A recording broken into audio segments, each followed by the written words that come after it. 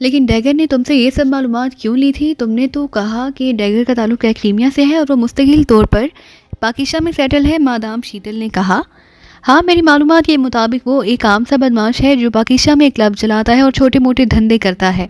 बज़ाहिर उसका किसी मुल्क की किसी एजेंसी से कोई ताल्लुक नहीं और ना ही मुझे उसके बारे में ऐसी कोई मालूमात मिली है कि वो खुफिया मालूमात फरोख्त करता हो। इसके बावजूद उसने मुझसे मालूमात यूँ हासिल की और मेरी ज़ुबान खुलवाने के लिए उसने एक्वाजाइन ड्रग का इस्तेमाल क्यों किया, मैं इसके बारे में कुछ नहीं जानता। आनंद ने कहा, हाँ, लेकिन अगर पाकिस्तान या इमरान सीक्रेट सर्विस उस तक पहुंच गई तो फिर उनके लिए डैगर का मुंह खुलवाना मुश्किल साबित ना होगा। डैगर उन्हें आसानी से सब कुछ बता सकता है। मादाम शीतल ने होंठ चबाते हुए कहा, यस मादाम, मुझे भी इस बात का एहसास हुआ है। आनंद ने कहा, तो फिर तुम्हें जल्द से जल्द उसका कुछ करना चाहिए। इससे पहले कि पाकिस्तान सीक्रेट सर्विस या इमरान उस तक पहुंचे, उसका खात्मा होना बेहद ज़रूरी है। मादाम शीतल ने कहा, हाँ, मैंने पाकिस्तान में अपना एक आदमी फास्ट क्लब भेज दिया है। अब वो डैगर को हलाक करने गया, लेकिन डैगर उसे क्लब में नहीं मिल सका। बहरहाल मेरा आदमी क्लब में ही मौजूद है। जैसे ही वो वापस क्लब में आएगा, मेरा आदमी उसे फ़ौरन हलाक कर देगा। वैसे भी उससे मैंने जो काम लेना था वो पूरा हो चुका है, इसलिए उसका ज़िंदा रहना अब हमारे मुफाद में नहीं। लेकिन डैगर काफ़ी देर से क्लब से गायब है। हालांकि वो गायब रहने वालों में से नहीं, वो अपना ज़्यादा वक्त क्लब में अपने ऑफिस में ही गुजारता है। मेरे आदमी के कहने के मुताबिक वो अपने ऑफिस में ही मौजूद था। उसकी कार भी पार्किंग में मौजूद है। उसका क्लब से अचानक गायब होना और अब तक वापस ना आना मुझे शक में मुब्तला कर रहा है कि मुमकिन है कि इमरान या पाकिस्तान सीक्रेट सर्विस के मेंबरान में से कोई उस तक पहुंच गया हो और वो उसे खुफिया रास्ते से निकाल कर ले गया हो। अगर ऐसा है तो फिर डैगर की ज़ुबान खुल चुकी होगी और वो पाकिस्तान सीक्रेट सर्विस या इमरान को हमारे बारे में सब कुछ बता चुका होगा। इसीलिए तो मुझे अपने जुर्म का ज़्यादा एहसास हुआ और मैं फ़ौरन आपको बताने चले आया। आनंद ने कहा, वो तो तुम्हारे ख्याल में जैसे ही इमरान को इस बात का पता चलेगा वो यहाँ दौड़ा चला आएगा? मादाम शीतल ने कहा, जी हाँ, वो ऐसा ही इंसान है, हर काम तेज़ी से करता है। टॉप ज़ीरो का फार्मूला अभी हाल ही में यहाँ पहुँचा है। इमरान की आदत है कि वो वक्त ज़ाया नहीं करता और उसे जो टास्क मिलता है वो उसे फ़ौरन और जल्द से जल्द पूरा करने की कोशिश करता है। मेरे ख्याल में वो अब अपने साथियों के साथ किसी भी वक्त काफिरस्तान पहुँच सकता है। उससे बचने और उसे काफिरस्तान में स्पेशल एजेंसी के खिलाफ काम करने से रोकने के लिए हमें जो इक़दाम करने हैं वो जल्द से जल्द पूरे कर लेने चाहिए। ऐसा ना हो कि हम उससे लापरवाह हो जाएं और वो हमारे साथियों के साथ ब्लैक लार्क जजीरे पर पहुंच जाए। और फिर आनंद ने तेज़ तेज़ बोलते हुए कहा, नहीं, ऐसा नहीं होगा। मैंने इमरान और उसके साथियों के इस्तकबाल की सारी तैयारियां मुकम्मल कर रखी हैं।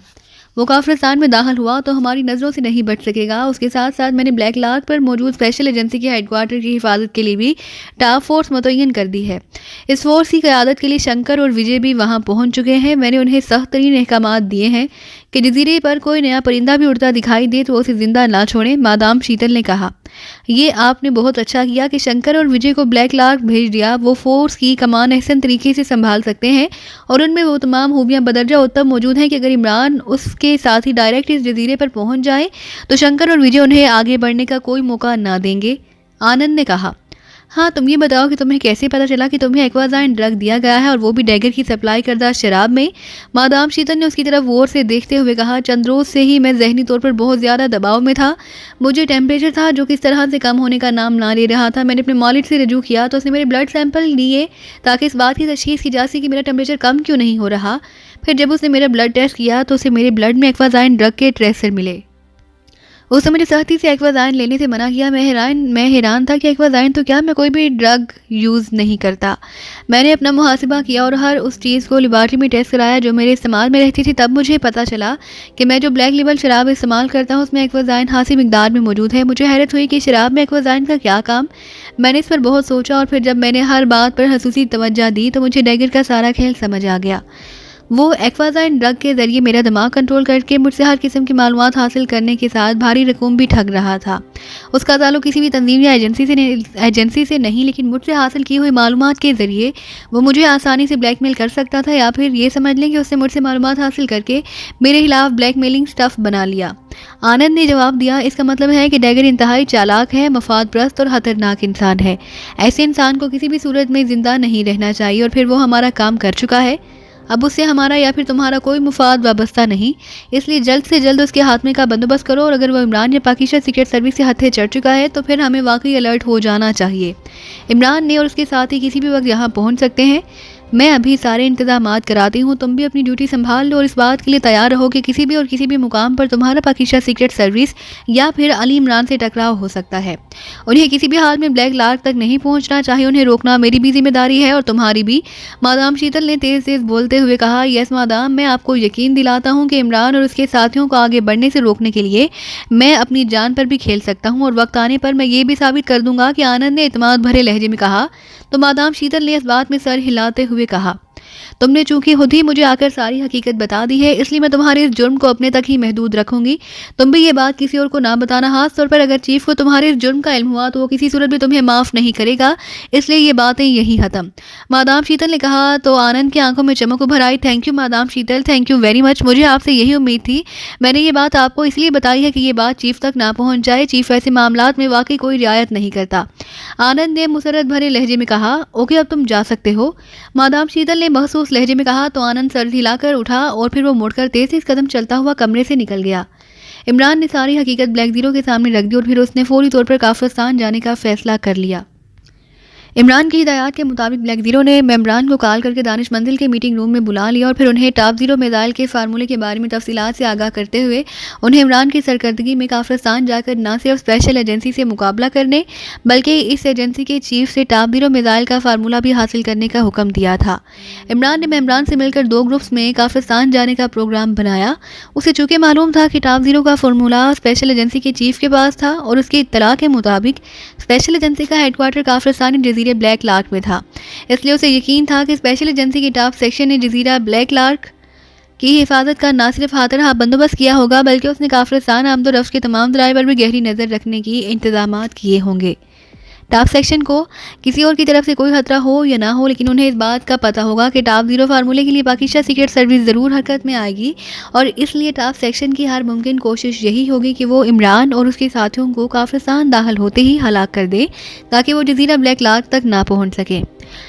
ताटरान को फ़ोन करके इमरान ने स्पेशल एजेंसी के टॉप एजेंटों के बारे में मालूमात हासिल की। ताटरान की मालूमात के मुताबिक स्पेशल एजेंसी के चीफ ने टॉप 7 की एक मीटिंग बुलाई थी और मीटिंग में उसने टॉप 7 को टॉप सेक्शन में यकजा कर दिया और ये टॉप सेक्शन इसलिए बुलाया गया ताकि इमरान और पाकिस्तान सीक्रेट सर्विस को काफिस्तान दाखिल होने से रोक सके। अगर वो किसी तरह काफिस्तान दाखिल हो जाए तो काफिस्तान की सरजमीन उनके लिए इतनी तंग कर दी जाए कि वो किसी भी सूरत में जिंदा ना बच सकें। ताटरान ने इमरान को यह भी बताया कि टॉप सेक्शन की इंचार्ज स्पेशल एजेंसी के एक जेरिक लेडी एजेंट शीतल को बनाया गया है और मादाम शीतल ने टॉप सेक्शन की टॉप फोर्स भी तश्कील दी है जो काफिस्तान के हर उस हिस्से में पहुंच चुकी है जहां से काफिस्तान दाखिल होने वाले एक एक परिंदे को भी चेक किया जा सकता है, जिसके लिए उसने इंतहाई खसूसी इंतजाम किए हैं।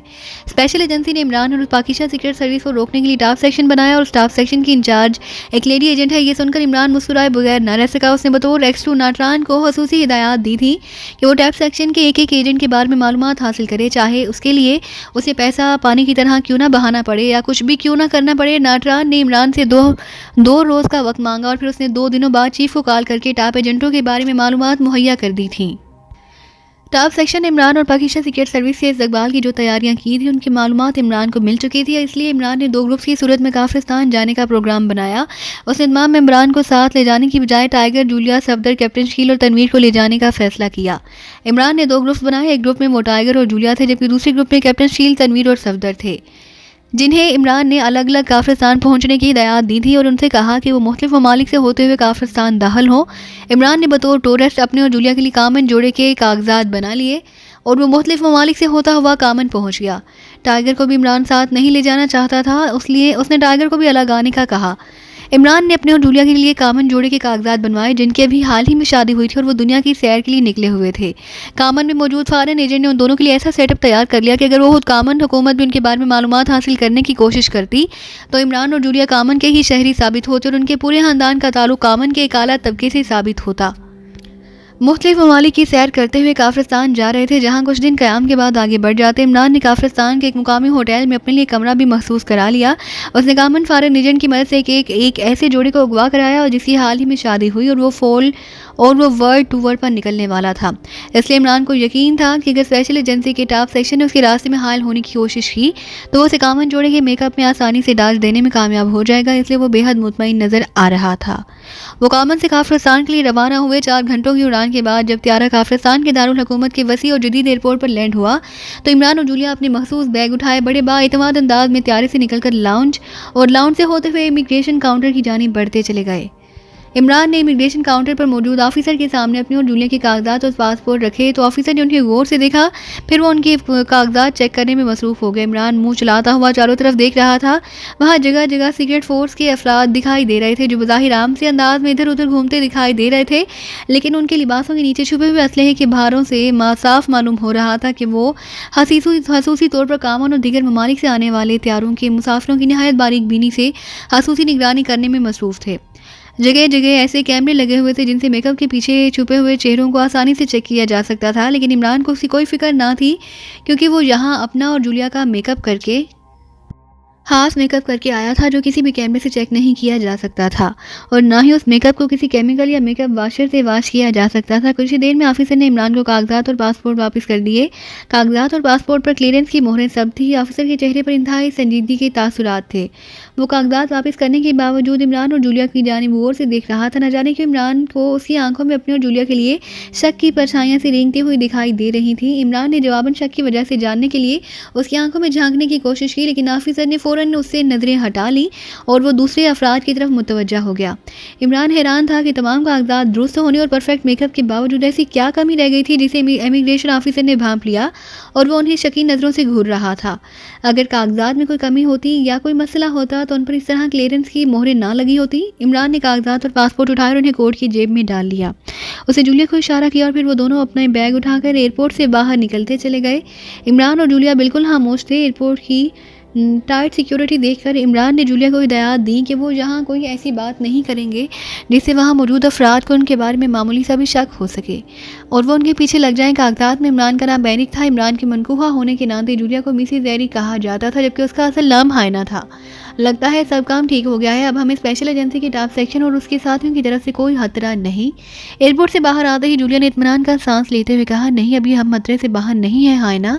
खतरा बदस्तूर हमारे सरों पर मुसल्लित है। इमरान ने संजीदगी से कहा तो जूलिया चौंक पड़ी। क्या मतलब, अब क्या खतरा है? जूलिया ने हैरत भरे लहजे में कहा, एयरपोर्ट के अंदर और बाहर हर तरफ सिक्योरिटी फोर्स के अफराद मौजूद हैं और उनका ताल्लुक लामहला स्पेशल एजेंसी के टाप सेक्शन से है। मैंने उनमें से तो कोई हलचल नहीं देखी और ना ही मैंने उन्हें अपनी तरफ मुतवज्जा पाया है, लेकिन मुझे इमिग्रेशन के काउंटर पर मौजूद ऑफिसर का अंदाज खटक रहा है। इमरान ने संजीदगी से कहा, क्यों, उसकी कोई खास वजह? जूलिया ने हैरत भरे लहजे में कहा, हाँ, कागजात वापस करते हुए उसकी आंखों में शक की परछाइयाँ दिखाई दे रही थी। यूँ लग रहा था जैसे उसे हम दोनों पर शक हो कि हम वो नहीं जो जिनकी तफसीलात कागजात और पासपोर्ट में दर्ज है। उसकी आंखों में तजब्जब के तासुरात भी नुमाया थे, जैसे वो फैसला ना कर पा रहा हो कि क्या करे और क्या ना करे। इसलिए उसने हमें बगैर कुछ कहे क्लियरेंस दे दी है, लेकिन मुझे ऐसा लग रहा है कि उसकी खामोशी के पीछे भी कोई राज छुपा हुआ है। हो सकता है कि उसने जानबूझकर हमसे कुछ कहना मुनासिब ना समझा हो और अपने शक की वजह टॉप सेक्शन के सरबराह को बता दी हो। अगर ऐसा हुआ तो कोई ना कोई हमारे पीछे ज़रूर आएगा। इमरान ने धीमी आवाज़ में कहा, ऑफिसर के शक की क्या वजह हो सकती है? हमारे कागजात भी मुकम्मल हैं और हमारा मेकअप भी ऐसा नहीं कि कोई आसानी से उसे चेक कर सके।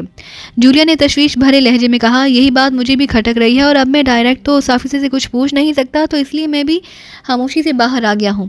अब देखो आगे क्या होता है। इमरान ने कहा तो जूलिया इस बात में सर हिलाकर रह गई। क्या नाटरान को पता है कि हम यहाँ पहुँच रहे हैं? जूलिया ने चंद लम्हे खामोश रहने के बाद पूछा। नहीं, अभी उसे कोई इत्तला नहीं है। अगर उसे इत्तला दी जाती तो किसी न किसी जरिए से ये बात टॉप सेक्शन को मालूम हो जाती, इसलिए चीफ ने नाटरान को भी कुछ नहीं बताया कि हम यहाँ आ रहे हैं। इमरान ने कहा तो जूलिया ने इस बात में सर हिला दिया। इमरान और जूलिया एयरपोर्ट से निकलकर टैक्सी स्टैंड की तरफ आए। इमरान और जूलिया ने एक टैक्सी हायर की और फिर वो दोनों सी टैक्सी में सवार हो गए। होटल क्राउन चलो, इमरान ने टैक्सी ड्राइवर से मुखातिब होकर कहा तो टैक्सी ड्राइवर ने इस बात में सर हिला दिया। टैक्सी हरकत में आई और फिर तेजी से एयरपोर्ट की पार्किंग से निकलती चली गई। इमरान फ्रंट सीट पर बैठने की बजाय जानबूझकर जूलिया के साथ पिछली सीट पर बैठ गया। पिछली सीट पर बैठते ही उसने जेब से अपना सेलफोन निकाल कर उसने सेलफोन के चंद बटन प्रेस किए तो सेलफोन की स्क्रीन अचानक तब्दील हो गई और ये स्क्रीन एक आम से आईने जैसी बन गई थी। इस आईने में इमरान इत्मीनान से अपने उकब में देख सकता था। उसने सेलफोन को इस अंदाज में अपने सामने कर रखा था कि बैक विंड स्क्रीन से बाहर आसानी से देखा जा सकता था। उसके पीछे की कई गाड़ियां टैक्सी आ रही थी, लेकिन इनमें से कोई ऐसी गाड़ी या टैक्सी नहीं थी जिसे इमरान मशकूक करार देता और उसे ये महसूस होता कि कोई कार या टैक्सी उनका ताक़ुब कर रही है। हाँ ना, इमरान ने अचानक जूलिया से मुहातिब होकर बड़े रोमांटिक अंदाज में कहा, यस मिस्टर एरिक। जूलिया ने भी बड़े मोहब्बत भरे लहजे में कहा, जाहिर है वो नौब्याहता जोड़ा था, इसलिए वो दोनों इस अंदाज में बातें कर रहे थे ताकि टैक्सी ड्राइवर भी उनके अंदाज से मशकूक ना हो सके। मैं सोच रहा था कि हमने काफिरस्तान आने में जल्दी की है। इमरान ने इसी अंदाज में कहा, क्यों मिस्टर एरिक, इसमें जल्दी की क्या बात है? हम रूटीन के तहत मुख्तलिफ ममालिक से होते हुए यहाँ आए हैं। काफिरस्तान में चंद दिन गुजार कर हम रोसिया रवाना हो जाएंगे और फिर वहाँ से आगे दूसरे ममालिक की सैर करेंगे। हमारा काफिरस्तान का दौरा मुख्तसर सा है, इसमें परेशानी वाली बात कौन सी है? जूलिया ने कहा, नहीं, हमारा यहाँ का दौरा मुख्तसर नहीं होना चाहिए था, हमें यहाँ सबसे आहर में आना चाहिए था। काफिरस्तान में कई पुरफिजा मुकाम है, खासतौर पर वादी मशकबार। सुना है वादी मशकबार किसी आर्जी जन्नत से कम नहीं। एक बार हम वहाँ चले जाएं तो फिर किसी और मुल्क में सैर करने के लिए जाने के लिए दिल ही नहीं चाहेगा। वैसे भी सुना है कि काफिरस्तान के अफराद बेहद खुले दिल के मालिक हैं। गैर मुल्कियों की खास तौर पर सियाहों की यहाँ बेहद कदर की जाती है और उन्हें हुकूमती सरपरस्ती भी हासिल होती है कि वो मुल्क के हर पुरफिजा मुकाम पर जाकर इंजॉय करें। इमरान ने जानबूझकर काफिरस्तान और काफिरस्तानियों की तारीफ करने वाले अंदाज में कहा, हाँ सुना तो मैंने भी कुछ यही है। बहरहाल देखते हैं, अगर ज़रूरत हुई तो हम अपने वीज़े की मियाद बढ़वा लेंगे। अब हम टूरिस्ट हैं, यहाँ हमारी सदा को रोका नहीं जाएगा। जूलिया ने कहा। टैक्सी उन्हें मुख्तलिफ रास्तों से गुजारते हुए कमर्शियल एरिया में ले आई जहाँ बड़े बड़े 5 और 7 स्टार होटलों के साइन बोर्ड्स लगे हुए थे। सामने एक बड़ा सा होटल था जो किसी शाही महल जैसा बना हुआ था। इस होटल के साइन बोर्ड पर क्राउन होटल लिखा हुआ था और ये 7 स्टार होटल था जो वहाँ मौजूद दूसरे तमाम होटलों से बड़ा और शाहाना अंदाज का था। इमरान सारे रास्ते चेक करता आया था लेकिन उनका किसी ने कोई ताकुब नहीं किया और ये बात इमरान की बाइस से इत्मीनान थी। बहुत हो, ये होटल तो किसी पैलेस से कम नहीं। इसका नाम क्राउन होटल की बजाय पैलेस होटल होना चाहिए था। जूलिया ने सर उठाकर होटल की अजीमुशान इमारत पर नज़र डालते हुए कहा, वक्त मिला तो मैं होटल के इंतजामिया से बात करूंगा कि वो मेरी प्रिंसेस की इस्तदा पर गौर करे और अपने होटल का नाम क्राउन होटल से बदलकर पैलेस बल्कि हायना पैलेस रख लें। इमरान ने अपने मखसूस लहजे में कहा तो जूलिया बेइख्तियार मुस्कुरा दी। अगर उन्होंने आपकी दरखास्त पर अमल ना किया तो? जूलिया ने मुस्कुराते हुए पूछा। तब मैं आपके लिए ये सारा होटल ही खरीद दूंगा, मैं उसे आपके नाम से मंसूब कर दूंगा। इमरान ने बड़े शाहाना लहजे में कहा तो जूलिया बेइख्तियार खिलखिलाकर हंस पड़ी। टैक्सी रुकते ही वो दोनों बाहर निकलाए। एक बावर्दी अटेंडेंट ने जिसके सीने पर पोर्टर का बेज लगा हुआ था आगे बढ़कर उनके बैग उठा लिए। इमरान ने टैक्सी ड्राइवर को कराया माँ टिप अदा किया तो उसने तवक्का से बढ़कर टिप मिलने पर इमरान और जूलिया को झुक झुक कर सलाम करना शुरू कर दिया। इमरान और जूलिया होटल के एंट्री डोर की जानिब बढ़ गए। एंट्री डोर पर एक बावर्दी दरबान खड़ा था। उन दोनों को देखकर उससे महसूस अंदाज में उन्हें सलाम कर उनके लिए इंतहाई मोदबाना अंदाज में ग्लास डोर खोल दिया। दोनों इंतहाई शानदार अंदाज में सजे हुए होटल में दाखिल हुए तो उन्हें वहाँ फिजा में इंतहाई खुशगवार महक महसूस हुई जैसे पूरा हाल गुलाब के फूलों से महक रहा हो। इमरान और जूलिया सीधे साइड पर बने हुए इस्तकबालिया काउंटर की जानिब बढ़ गए। काउंटर पर 2 खूबसूरत लड़कियां होंठों पर शोह मुस्कुराहटें सजाए खड़ी थी। वेलकम टू क्राउन होटल, एक लड़की ने उन दोनों के आगे आते ही इंतहाई खुशगवार लहजे में कहा। इमरान और जूलिया ने मुस्कुराकर सर हिलाया और फिर इमरान ने जेब से कागजात और पासपोर्ट निकाल कर उस लड़की के सामने रख दिए।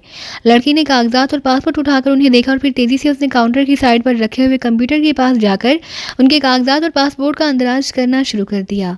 कुछ देर में वो कागजात का अंदराज करके वापस आ गई। उसने कागजात इमरान को लौटा दिए जबकि पासपोर्ट अपने पास रख लिए। उसने एक रजिस्टर में इमरान और जूलिया की बारी बारी दस्तखत कराए और रजिस्टर उठाकर एक तरफ रख दिया।